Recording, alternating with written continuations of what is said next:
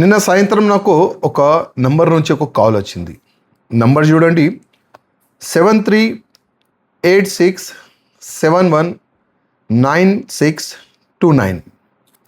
ఈ నంబర్ నుంచి ఏ విధంగా ఆయన మాట్లాడుతుంటే, నేను additional secretary in finance department, పేరన్నాడైన దిలీప్ కుమార్.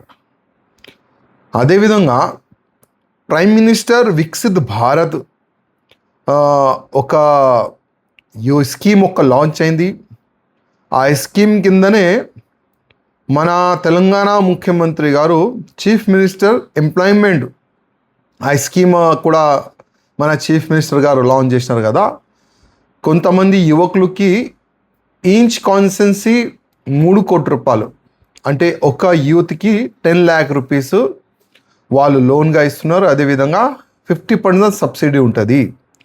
మీరు ఎందుకు అప్లై చేయలేదు, మీరు ఎందుకు ఇంత లేట్ అయినారు, మీరు అన్ని విధాలుగా ఈ స్కీమ్కి మీరు ముందు ఉంటారు కదా, ఎందుకు ఈ స్కీమ్ మీ నాలెడ్జ్లో రాదా అని ఆ యాంగిల్లో అయినా మాట్లాడాడు.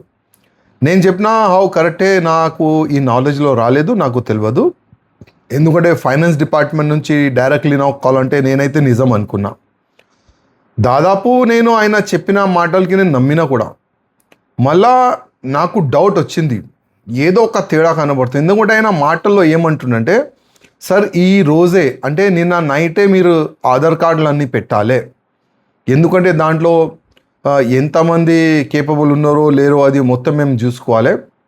మీరు ఇవాళనే నైట్ ఆధార్ కార్డ్ పెట్టండి, ఎందుకంటే ఇవాళనే ఈ స్కీమ్ కూడా క్లోజ్ అయిపోతుంది. ఇప్పుడు మీరు మావాడని నేను సపోర్ట్ చేయాలనుకుంటున్నాను. ఆ యాంగిల్లో అయినా ఫోన్లో మాట్లాడిండు.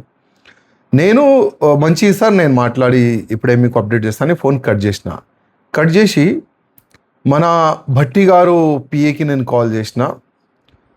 ఫోన్ చేసి అడిగిన, అసలు ఈ వ్యక్తి ఇట్లాంటి డిపార్ట్మెంట్లో ఈ వ్యక్తి ఉన్నాడా అడిగిన.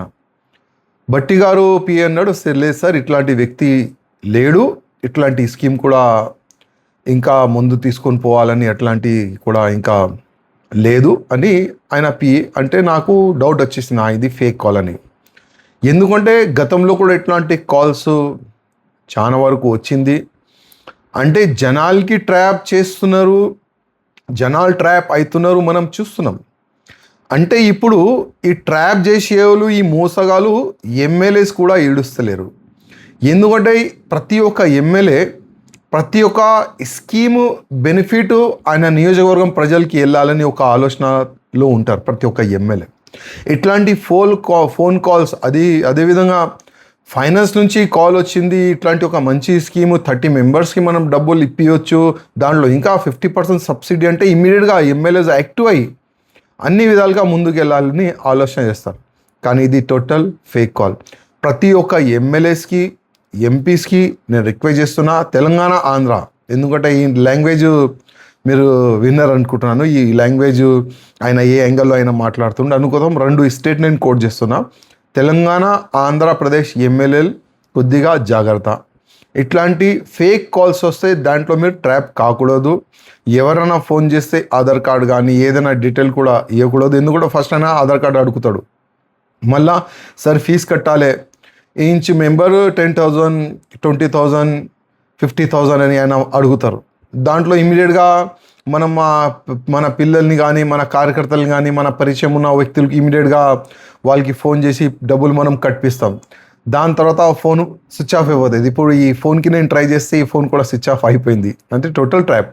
నేను మన ముఖ్యమంత్రి గారికి, అదేవిధంగా మా ఫైనాన్స్ మినిస్టర్ ఆల్రెడీ ఎవరు తెలుసు కూడా, వాళ్ళకి నేను రిక్వెస్ట్ చేస్తున్నాను, ఇట్లాంటి ఫేక్ కాల్స్ గురించి కొద్దిగా ప్రతి ఒక్క ఎమ్మెల్యేస్కి అవగాహన తీసుకొని వస్తే బాగుంటుంది. అదేవిధంగా ఇప్పుడు నేను ఇచ్చిన నంబర్కి ఈ వాయిస్ మెసేజ్ కూడా నేను మీడియా ముఖంగా నేను పెడుతున్నాను. ఈ వాయిస్ ఎవరిది, కొద్దిగా సైబర్ క్రైమ్ అధికారులకి, పోలీస్ డిపార్ట్మెంట్కి ఈ వాయిస్ కానీ నంబర్ కానీ ఎవరిది, వాళ్ళకి మీరు పట్టుకొని ఇంకా ఎంతమందిని ట్రాప్ చేసిండు అది తెలుసుకుంటే చాలా బాగుంటుందని. ఎందుకంటే ఇట్లాంటి వ్యక్తులకి 100% పనిష్మెంట్ ఉండాలి.